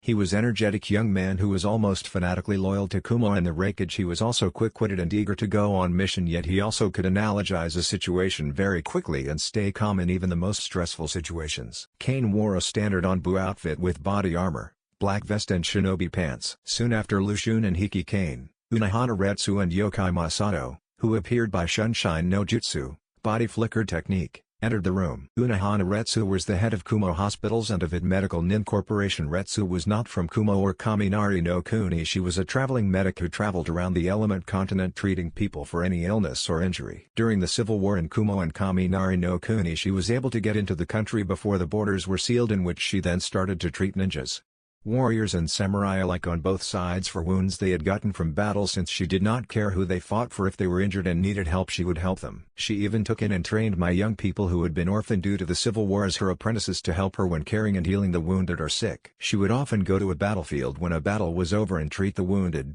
in which she had saved many lives that would have died had it not been for her. It was because of this that she earned the nickname Chiyu no Megami, Goddess of Healing. Thanks to her healing and saving so many lives on both sides, she earned the respect of hundreds ninjas, warriors and samurai alike on both sides, even when Daimyo Yoshiaki and the Godime Raikage ordered their men to attack her or one of her medical stations that she had set up with her apprentices. Most of the time the commanders and the men would refuse or make up excuses to not attack out of respect and gratitude for what she had done for them. Although she was a healer, Retsu was also a shinobi and a highly skilled one at that, since when she was younger she had met with Tsuan the Slug Princess when she was on her travels with her apprentice Shizun, where she was able to get her to agree to train her. Retsu spent several years training under Tsunade, learning everything that Tsunade was willing to teach her, and after several years she parted ways with Tsuan to become a great medic on her own. From her training with Tsuan, Retsu became a highly skilled medic nin in both healing and in combat, which she had shown when on a few occasions she defended herself or her patients from Daimyo Yoshiaki and the Godime Raikage men, whom later greatly regretted following Daimyo Yoshiaki and the Godime Raikage orders due to the massive beatings they got from fighting her, since it had been rumored that Retsu was on par with Tsuan herself in healing and in fighting. Although despite this Retsu did not like to hurt or kill people, she considered herself a healer first and a shinobi second, saying it is easily to destroy something or take lives, but to save lives and heal others is harder, which is why it is the better. Retsu had a gentle and warm personality that augments her appearance. She was soft-spoken, polite, and a caring woman who used honorifics when addressing everyone, including her subordinates and enemies. She rarely showed any signs of panic or distress, and had a great sense of duty when it came to healing people. With her grace and kind manners, she would also let others know quietly that while she may be soft, she was not to be taken lightly. Since despite her gentle nature, many shinobi, samurai and warriors feared her, that included her fellow commanders, and even the Raikage himself would not wish to be on the receiving of her wrath. Since according to most of the commanders, respectively, she can be extremely frightening and terrifying all at the same time, since many people agreed that they would never want to get on her bad side, most stating that fighting the QB himself and being destroyed by it would be a much more preferable fate than being on her bad side. When the civil war ended, the Raikage asked her to join Kumo and become head of id hospitals. He even offered her the chance to set up a medic nin program and give her complete control over it. Retsu agreed to the offer, although she also had some other conditions which the Raikage agreed to. The program had created with the help of her apprentices a large number of medic nins, and it became policy for each shinobi team to have a medic nin on it, which was proving to be a highly successful in reducing the loss of shinobis on missions. Yokai Masato was the head of SIND. He was an expert in infiltration, assassination and at gathering information, as well as misleading people with false information. Masato was not from Kumo. He was originally from the streets of Ta-no-Kuni. He was then taken in by Orochimaru since he had shown Orochimaru that he had some potential as a ninja. He was then experimented on by Orochimaru, who implanted some cells of a demon, which he had gotten from the corpse of a dead demon, into his body to see if he could create a ninjas with the powers of a demon. The experiments had worked, in which Masato had increased speed, strength, agility and power, as well as being able to transform into a demon-like creature. But when Masato found out what Orochimaru had done to him, he destroyed the lab and the research on the project and then fled, but not before vowing to one day make Orochimaru pay for what he did to him. For several years he roamed alone, traveling around the elemental continent and training himself. Eventually he arrived in Kaminari no Kuni just when the civil war started and was forced to hide in the mountains since the borders of the country were blocked and no one could get out or in. Eventually, at some point when hiding from a large force of ninjas loyal to the God-Dime Raikage, Danku, the name the Rakudime Raikage went by before he became the Raikage, had been wounded from an earlier fight and came across the cave that Masato was hiding in. Masato helped give Danku some medical aid to help him heal his wounds. Over the following days, hiding from the enemy ninjas, Danku and Masato talked and got to know one another. Eventually they became friends since they found that they had a lot in common with one another. Eventually Danku asked Masato to join him and the rebel factions and use his abilities to help them free Kumo and Kaminari no Kuni. At first Masato was unwilling to join, but eventually he agreed to help and use his abilities to great extent, where he earned the nickname Yokai Ni, the Red Phantom. After the Civil War, the Raikage made him the head of Sin, where he used his various underground contacts that he had gained from his travels to great extent to help Kumo and the Heavenly Alliance. Masato was naturally a loner as well as a dark brooder and often brooded over what he had become and carried many burdens and secrets. But despite his cold personality, he was not uncaring. He was actually a very caring person, especially for his friends. He fiercely despised Orochimaru for his various immoral actions to him and other poor victims. Masato was also reluctant to speak much, although whenever he did he typically had something very important to say. He was also very close to the Raikage, and his bodyguards Niyugito, Fu and Killer Bee as well had a very good relationship with the Yuki and Ishida clans, mainly due that he knew what it was like to be experimented on. Also, despite what he thought of himself, Masato was a very attractive man, which had earned him the attention of many women. He had crimson eyes and long black hair that streams about a bit wildly at times. He wore a red band over his head with his bangs emerging over it. Although his most distinctive feature was his tattered red cape, that was held in place over his shoulders and lower face by several buckles. Underneath his cape, Masato's attire was black with several straps and buckles and pointed metallic boots. He also wore a golden gauntlet on his left arm and carried twin short swords on his back. Right after Retsu and Masato had arrived, Shihoi Nuruhara Kisuke and Yue Ying arrived in the room. Shihoi Nuruhara Kisuke was the co-head of Research and Development Department, where he developed several different machine and weapons for the village. For example, he was the one who developed the Kumo submarines as well as several other things, and with Yue Ying helped redesign the airships plans that they got from Yuki no Kuni, Snow Country. Kisuke was Yoruichi's husband before the Civil War had started and was already head of Research and Development Department, but due to the limited budget that Kumo had in that department he could not create the machines he could now. Both he and Yoruichi knew each other since childhood and were close friends and eventually dated one another, and just before the Civil War started they married. During the Civil War, Kisuke had helped develop several different items that were of great use to the rebel faction, such as a special food pill that kept a shinobi full for 3 full days without any need of food, as well as kept them energized with little side effect. After the Civil War he was made co-head of Research and Development Department, where he continued to build machines and weapons for Kumo. Kisuke was laid back, jovial person who often made jokes about things, but despite that he also had another side to his personality where he would be deceptive, cunning, and serious when the situation demanded for it. Also, despite his carefree attitude, he always spoke politely, but was sometimes sarcastic, as well as sometimes over the top with whatever he becomes passionate about something. Kisuke wore traditional wooden sandals and a bucket hat. He also wore dark green pants with matching dark green shirt and a dark grayish green coat, having large white diamond patterns along its bottom half. Yue Ying was also co-head of Research and Development Department. Much like Kisuke, she was also the wife of Zhuge Liang, the Prime Minister of Kaminari no Kuni and head of the Council of Kumo, and advisor to both Lady Daimyo Kiko and the Rakudime Raikage. She was a very beautiful woman with long red hair that went down to her hips. Although despite her beauty she was a highly skilled shinobi and extremely intelligent woman, and created many machines and weapons such as the portable wing gliders and their launchers as well as other things. Like Zhuge Liang, she did not come from this country. She and her husband had only came when Zhuge Liang and her students had pleaded them to help them fight with the rebel factions. Eventually, after the country was freed and one of their students became the Raikage, Both she and Zhuge Liang were the Rakudime Raikage teachers as well before he became the Rakudime Raikage. They were asked to stay and help build the Heavenly Alliance, which eventually both she and her husband agreed to stay. Yue Ying wore a green knee-high outfit, with heeled boots and black gloves that leave some of her fingers uncovered, and wielded portable extendable spear and a bow and arrow. After Yue Ying and Kisuke had arrived and sat down in their seats at the War Council table, Lady Daimyo Kiko herself arrived with her bodyguard Naomasa Katsumoto. Lady Daimyo Kiko was the daimyo of Kaminari no Kuni. She an extremely beautiful woman and was a graceful maiden who had excellent martial arts skills, in which she was also highly skilled in sword fighting since she had been trained in the samurai arts from a very young age and took to it very quickly. Unlike most other princes, she preferred to train for combat since her father believed that everyone in his family should be able to defend themselves and not always rely on others to defend them. She was also quite intelligent and wiser than most people her age and wanted to do what was best for her people, especially after the civil war in her country. When her family was attacked by the Imako clan ninjas, she had tried to help defend her family but were eventually overwhelmed. Fortunately, her teacher and bodyguard Naomasa Katsumoto was able to help her escape and hid her as the civil war waged, since he feared that she would be assassinated by either side so that they could gain power. But during the civil war, the Naomasa clan castle was attacked by followers of Daimyo Yoshiaki. Fortunately, rebel shinobis led by Denku, the name the Rakudime Raikage went by before he became the Raikage, arrived and saved them. When they learned that Kiko was the daughter of Daimyo Dosan and rightful ruler of Kaminari no Kuni, they immediately promised her their support to help her reclaim her throne as daimyo of Kaminari no Kuni. When she revealed herself to people of Kaminari no Kuni, Daimyo Yoshiaki tried to discredit her, stating that she was an imposter, but it had failed and she was able to gain the support of Yun clan as well as many warriors, samurai and samurai lords that had been loyal to her father, including her cousin,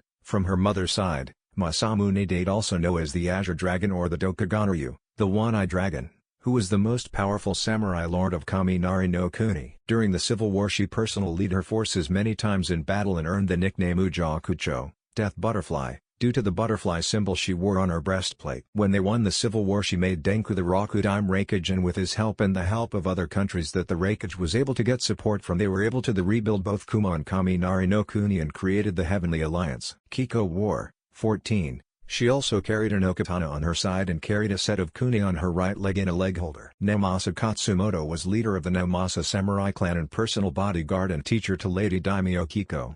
He had served Kiko's father for many years and fought through many battles where he had earned great fame from his battles and was highly respected by many samurai both in Kaminari no Kuni and around the elemental continuant. He was very loyal to Kiko since he considered Kiko like a daughter due to knowing her since she was very young. During the attack on the royal family, Katsumoto tried to protect them but they were overwhelmed. Daimyo Dosan, who had been mortally wounded in the battle, had ordered him to get Kiko out and protect her with his life, which he sworn to do, and was just able to get her out. For 4 years of the civil war he was able to keep her hidden until Daimyo Yoshiaki men attacked his castle since the Naomasa clan refused to join him and were staying neutral. When they were saved by Denku and his rebels' forces, he had been naturally suspicious since he feared that they might try and use the princess to gain power or kill her before she became a threat to them, but thankfully he had been proven wrong since Denku proved to be an honorable man. Thanks to his help they were able to rebuild both Kumo and Kaminari no Kuni in just a few years and formed a powerful alliance with other nations to help one another. Katsumoto wore traditional crimson red samurai armor and carried an okatana on his side. Lady Daimyo Kiko, what are you doing here? We did not expect you to come to this meeting, said Zhao Yun as he and the other members of the War Council stood up and bowed to the Lady Daimyo in respect as she sat on the seat on the pedestal overlooking the War Council. I came here due to the Raikage informing me that this War Council meeting was being held and that I should attend it. I hope you all do not mind me listening in, said Kiko. Of course not, Lady Daimyo, you are more than welcome, said Zhao Yun. When Lady Daimyo Kiko sat down, 7 more people arrived. 4 of them were the personal bodyguards of the Raikage. They were Niyugito, Fu, Killer Bee and Okatsu, all of which except for Okatsu were Jinka Arikis. One of other 2 was Zhuge Liang, Prime Minister of Kaminari no Kuni and head of the Council of Kumo and advisor to both Lady Daimyo Kiko and the Rakudime Raikage, and the other person next to him was Seiwa Aniser the Kumo no Ashur Yu, the personal military advisor to the Raikage and second in command for all military matters in Kumo and answerable to only the Rakudime Raikage, and the final person among the group was the Raikage himself. Okatsu was confident, strong and intelligent Kanoiki. She was a dedicated and loyal ninja who would glad give up her life for the Raikage.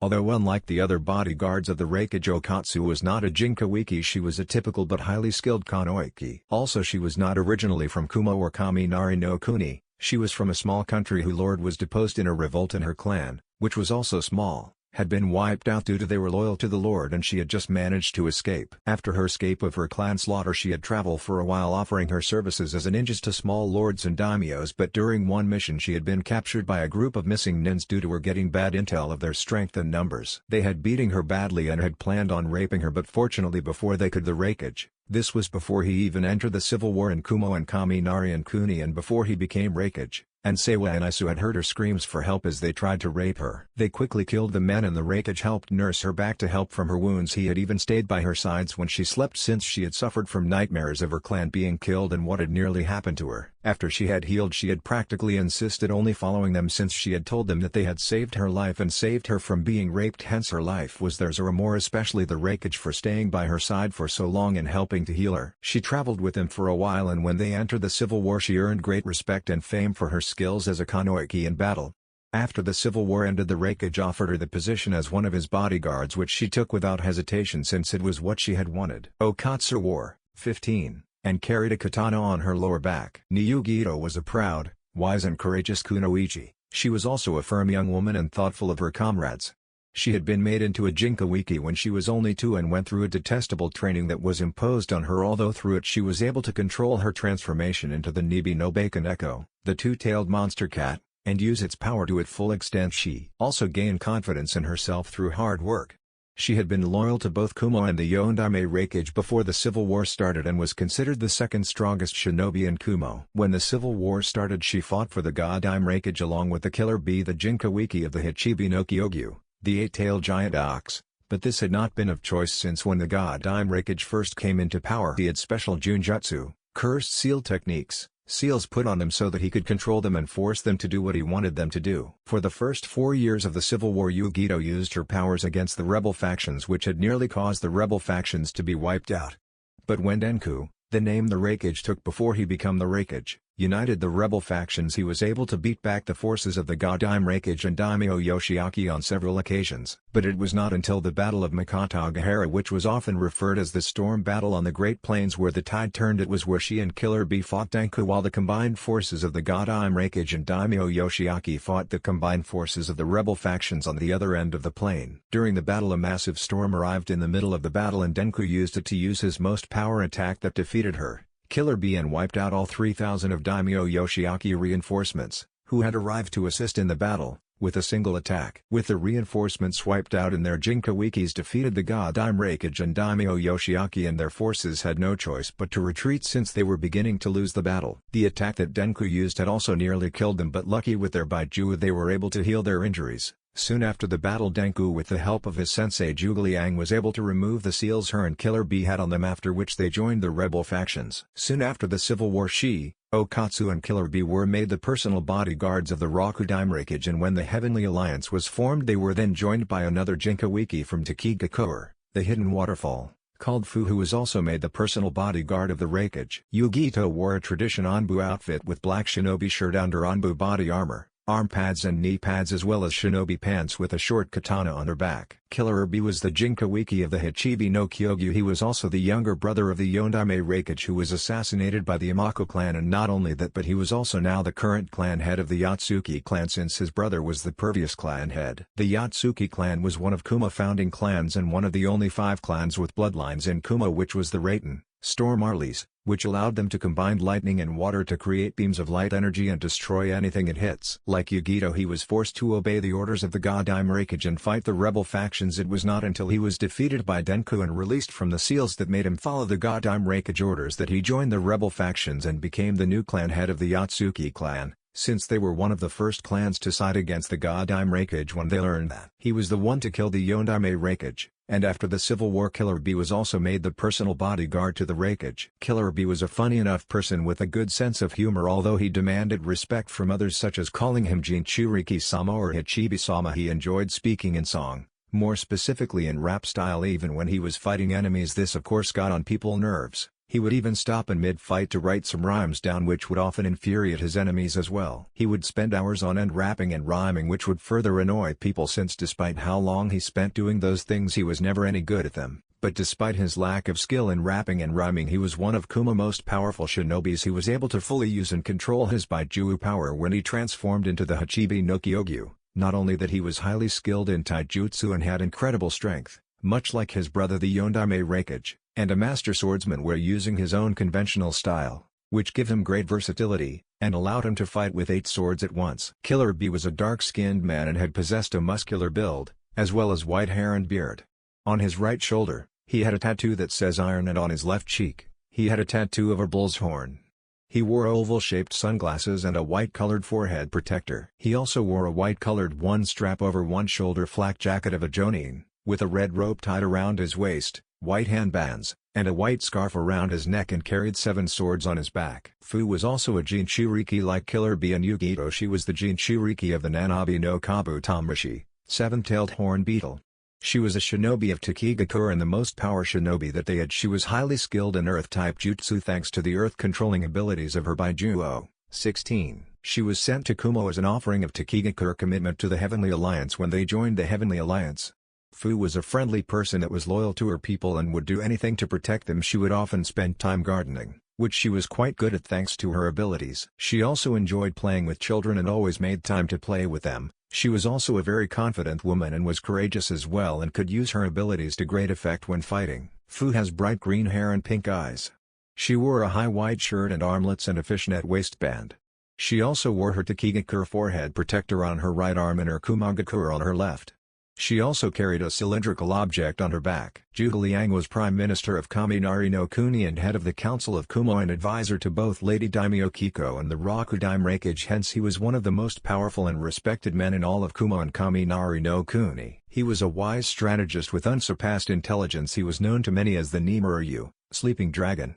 Due to like a sleeping dragon, no one would dare to challenge him, for if they did like a dragon when he wakes he would utterly destroy them with his incredible power. Zhuge Liang was a master genjutsu user, which shows where he hid new Kumogakure under a powerful genjutsu cloud, and was also a master at using different jutsus and combining them to make them more powerful. It is rumored that Zhuge Liang's skill and power at using jutsus was on par with the late Shinobi no Kemi, god of shinobi, Sarutobi Hiruzen the Sandaime Hokage. Zhuge Liang was also a master strategist where many rulers of other nations had often tried to have him under their employment so to command their armies. It was because of his strategies that the rebel factions won some of their greatest victories, such as the taking of Fan Castle, where he tricked the defenders into thinking that he had his men, who were besieging the castle, had left and ran away when the defenders had sent a large numbers of their men to pursue them. He and his men revealed themselves to have hidden nearby and attacked the castle when it was so lightly defended and took it without much problem, while the defenders that were tricked out of the castle were ambushed and captured by some of Zhuge Liang men who hidden themselves to ambush them. Zhuge Liang was also the former teacher of both the Raikage and Seiwa Anaisu before they joined the civil war in Kaminari no Kuni and Kumo. And when they did join the civil war they were able to convince him and his wife Yue Ying to join the rebel factions and fight to free the country. After the civil war, Lady Daimyo Kiko asked for Zhuge Liang assistance in helping to rule her country and asked him to be her advisor, as did Denku when he became the Rakudaime Raikage. He eventually even became head of the Council of Kumo since everyone respected his opinion and advice, and was later on named the Prime Minister of Kaminari no Kuni. Personality-wise, Zhuge Liang was a placid and calculating man who was always thinking one step ahead.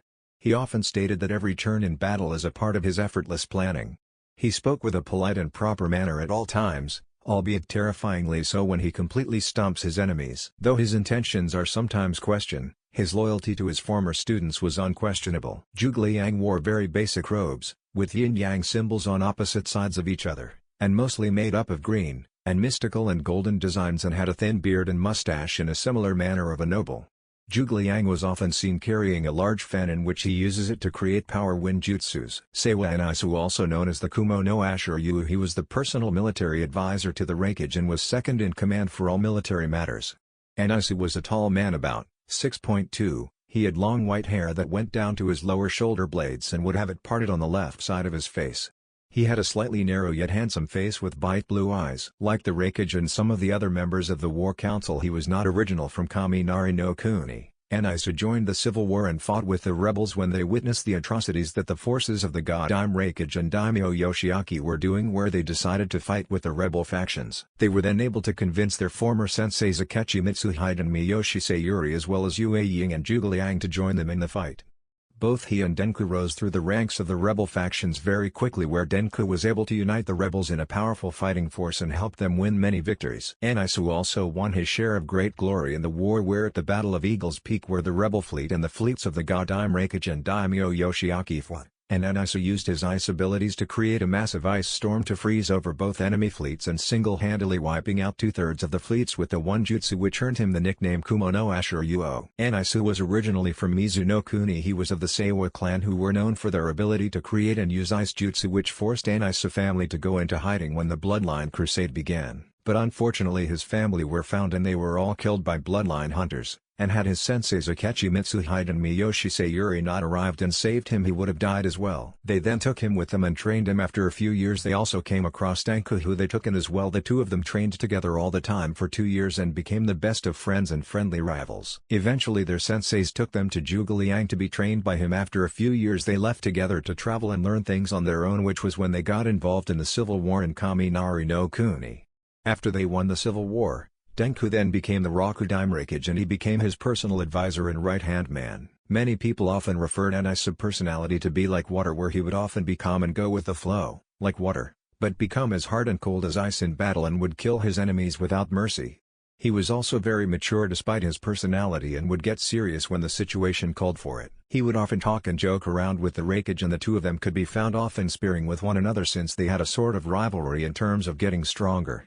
Enisu was also extremely loyal to his friends and to his loved ones and would not hesitate to put himself in harm's way to protect them. Enisu wore a black sleeveless shirt with black shinobi pants and wore black boots with steel tips at its toes and heels, as well as wore a white trench with the kanji symbol for frost on it back with blue snowflake on the edges of the trench coat. He also had a green sash around his shoulders, held together by a round clip. The sash held his long sword sheath in place on his back and is tied to it at either end. His sword was called Hirin Maru. Its blade was about 1.4 meters long with the exception of the guard, which is in the shape of a four-pointed bronze-colored star. After everyone was seated, the Raikage began the meeting. Thank you all for coming so quickly. I know that you all were busy working with your own duties, but information that I have just recently received made it vital that I speak with you all now, spoke the Raikage. What exactly is it that is so important that you had to call a war council? Raikage-sama asked Ryu. 2 hours ago Captain Yoruichi of the Bolt Division arrived in my office informing me that she was able to make contact with the rebel factions of Mizuno-kuni. Although she could not get an alliance with the rebel factions, she was able to make an agreement with them where in exchange for food and medical supplies they would agree to share information with us on the plans and movements of the Mizu Daimyo and the Godai Mizukage forces, said the Raikage. This of course got several murmurs to go around the war council. But why would they not want an alliance with us? They could do with all the help they could get, asked Kane. It's simple, they don't trust us, answered Goto. But why don't they? We have never attacked them, we share the same enemy, we should help one another, Kane openly spoke. Even though we share the same enemy, once they are gone we could easily turn on them and take over Mizuno-kuni, where they would have traded one corrupt and cruel ruler for another corrupt and cruel ruler, or at least that how they might see it, answered Yue Ying. But we're not like that. The Raikage built Heavenly Alliance so to unite people and ensuring people are treated fairly and that nations could solve their problems peacefully, said Kane. That may be well and true, but the rebel factions of Mizuno-kuni know very little of use other than that the Raikage-sama wiped out an entire fleet of Mizuno-kuni and Kiri warships with over 8,000 Mizu warriors and samurai along with 2,000 Kiri shinobi. They have no real reason to trust us, and if we want their trust we have to earn it, said Soifan. Captain Soifan is correct that we have to earn the trust of the rebel factions if we want them to be our allies. But the matter on the alliance between us and the rebel factions of Mizuno-kuni was not why I called this meeting, spoke the Raikage seriously. This caused everyone in room to be silent and listen to the Raikage. The reason I asked you all here was because when Captain Yoruichi arrived and informed me on the agreement between us and the rebel factions, she also informed me that on her way back she received information from Saito Hajime, leader of one of the rebel factions of Mizuno-kuni. He informed me that 5 days ago Princess Sachi of Umi-no-kuni, Sea Country, was captured by a squad of warships sent by the daimyo of Mizuno-kuni and the Godai Mizukage to capture her, said the Raikage. This got many shocked looks from several members as well as some gasps of surprise from others and a few frowns from the more senior members. Are you certain of this, Raikage-san asked Lady Kiko in a serious tone voice, and was frowning in anger since she knew Princess Sachi well since they had met several times and consider each other friends. Yes, I am. Not long after I spoke to Saito I made contact with King Tsuki Michiru through the projection ball I gave to him when Tsuki no Kuni became our ally. He confirmed with me that the princess had been captured by Mizunokuni and Kumogakure, replied the Raikage. Those bastards, do they really think that we let them get away with kidnapping the fiancé of one of our allies? Kane spoke angrily. Raikage-sama, did they make any ransom demands for the return of the princess to either Umi no Kuni or Tsuki no Kuni? Asked Zhuge Liang calmly. Yes, when I contacted King Tsuki Michiru, he had just received a message from the Mizukage and the Mizu daimyo stating that they have captured the princess and were holding her prisoner until both countries agree to give full control of Muzi no Kuni and Umi no Kuni trade alliance to Mizu no Kuni, as well as full control of their fleets to Mizu no Kuni whenever they needed them, and that the shinobi of Tsukigakure, Hidden Moon, would come to fight for Kiri whenever they called for them, stated the Raikage. Do they really think that either of those two countries will agree to such demands? Said Hamrio angrily, since it pissed him off what the Mizukage and the Mizu daimyo were doing. They may have no choice. She is the princess of Umi no Kuni, is well loved by her people, not to mention I hardly think that her brother or her father the Umi daimyo will let her rot in some prison in Mizu no Kuni or even be killed for not agreeing to Kumogakure and Mizu no Kuni demands. I also don't think that the Prince Hikaru of Tsuki no Kuni will allow either of those things happen to his fiancée either, stated Anaisu. Raikage-sama, didn't the princess have any shinobi bodyguards with her or have a large fleet to protect her? Asked Sayuri. Unfortunately, the princess insisted that she only have a light guard of 20 royal guards and a team of Konoha ninjas with no escort ships.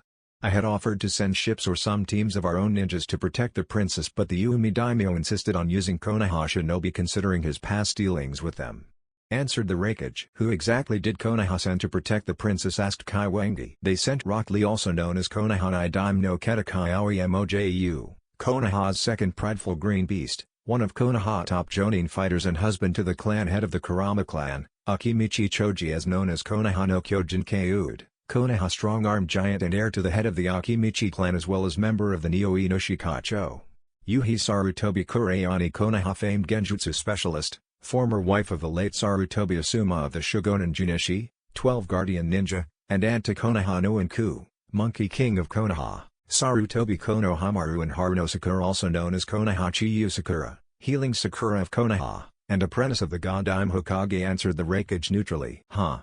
So much for Konoha's best, scoffed Shiten. There is more. I'm afraid it seems that the rumors of Kumogakure having volley guns from Yuki no Kuni are true and have placed them on their ships.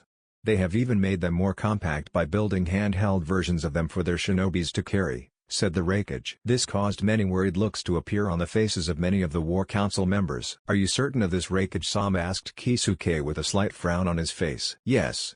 Saito gave me a perfect description of what the ones on the ship looked like, and they match what the large volley guns look like, said the Raikage. This could cause us a great deal of trouble if we do not deal with this quickly. Do we know where the princess is being held? Asked Lu Xun. Yes. She being held in the hold, answered Yoruichi. This caused many people to frown, since they knew that the hold was the strongest prison in all of Mizu no Kuni. It figures that they would put the princess there since it is the most secure place they could put her in, said Masato. But the question now is, what do we do? Mitsuha had asked openly. Isn't it oblivious we have to rescue her? We can let Kiri or Mizu no Kuni think that they can get away with doing something like this to our allies without paying the price, shouted Ganning to Mitsuha as he stood up, in which he then turned to face the Raikage. Raikage-sama, give me the order and I have a full battle group of our best warships ready in a day, 2 at the most, and we take the prison and rescue the princess, said Ganning. No. If you go there like that, you will most likely be intercepted by the fleet of ships that they have stationed there. Plus, even if you break through their ships, you have to deal with the prison defenses, and even then the princess could very well likely be killed or injured as you attack the base. They could even take her out of the prison when you attack and take her to the capital of Mizu no Kuni, where we would never be able to rescue her, then Kane said to Ganning, and then turned and stood up. Raikage-sama, this is a job for my Skyhawk ninjas and I. Give me the word and I will lead a squadron of airships loaded with 3 dozen of my best flyers to attack the prison.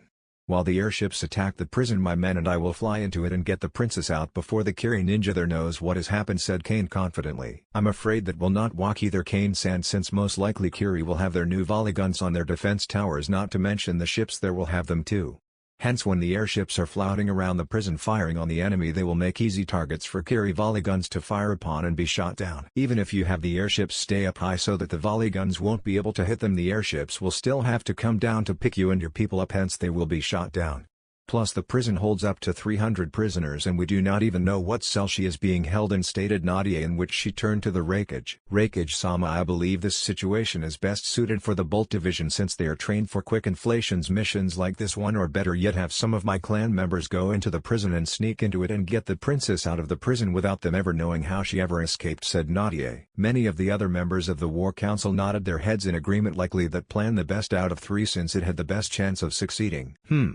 Although your plan sounds like the best plan out of all three plans, Nadia-san.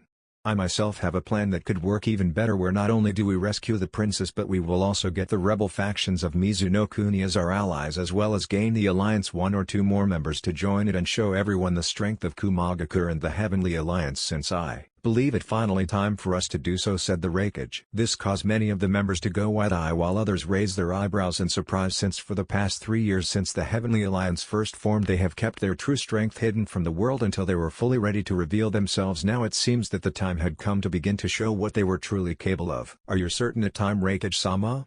Asked Byakuya, to which the Raikage just nodded. So what exactly is your plan to free the princess and gain the rebel factions of Mizuno Kuni as our allies and new members into the Heavenly Alliance in one fell swoop? Raikage-sama asked Goto. The Raikage then handed out some folders that he had been carrying when he entered the War Council room. When everyone had one each, he asked them to read the plan detailing what he planned to do. After about 10 minutes everyone had finished reading the plan. Many members had raised eyebrows in either surprise or interest. A very bold plan, Raikage-sama, said Jiaoyun. I concur, although it could very well work, said Retsu. Can we really do what it says we have to do in the time frame we have, asked Nadia. I believe we can if Saito and his people fulfill their end of the deal, since I contacted him again before I came here to ask for the information we need and asked him his people at the hold could do the other things we need them to do, and he said he would get the info we need and send it by tomorrow afternoon, and his people there could do the job, said the Raikage. But still this plan relies a great deal on Saito giving us the correct information and for his people to do the job right. For all we know he may sell us out and lure us into a trap, or they could ruin the plan for us altogether, said Ryukin. I don't believe he will, since Saito gains to benefit greatly if this plan succeeds and his people are not amateurs, countered the Raikage. I have to say this is by far the most daring, reckless and bold plan I have ever come across, yet it still has a very good chance of succeeding, said Zhuge with a slight amusement in his voice and a small smile on his face. Thank you, sensei, I do try not to disappoint you, said the Raikage with his own smile. It seems that you have thought of everything in this plan, which I guessing you were able to form this plan from studying with the plans on the hold and the other intel we had on it that we were able to steal from Kiri. You even considered the possibility that volley guns are stationed on their guard towers and they may have ones hidden somewhere, as well as how to delay the Shinbis stationed there and cause utter confusion when we attack. A very impressive, Raikage-sama, said Ryu. Well, you got my vote on it since it fits my style perfectly, since it's bold, flashy and sends a clear message to the world what we're really capable of. Plus I was getting tired of us hiding away what we truly capable of, said Hamrio with a slight smirk on his face. So does everyone agree to my plan, or shall we do Nadia-san plan instead, asked the Raikage. After a few minutes of discussing with one another, the War Council voted and put to a vote where it was decided that they would go for the Raikage plan. Very well then, by tomorrow we should have the information on the locations of all the prisoners and who is in what cell, as well as the locations of all the volley guns there if they are there. After which we will then have 2 days to prepare the forces needed for the operations. It then should take another 2 days by airship to get to Mizuno Kuni. On the 3rd they will attack the prison, in which hopefully Saito people will be in place and be ready when our forces attack, and our teams will rescue the princess, and the following day the teams will meet our escort fleet at the meeting point, stated the Raikage. Once everyone nodded their heads in agreement, they all left to discuss with themselves what will happen in the next few. After everyone but the Raikage had left the War Council room, but he too soon left to go home, but as he did he was in deep thought. The winds of change are finally beginning to blow. Soon a storm will arrive that will destroy this cruel and corrupt world that refuses to change for the better, and a new peaceful and better world shall be born from it ruins, thought the Raikage as he left the War Council room. That's the end, guys. If you enjoyed, then make sure to leave a comment. This is Chaos Shinobi signing off.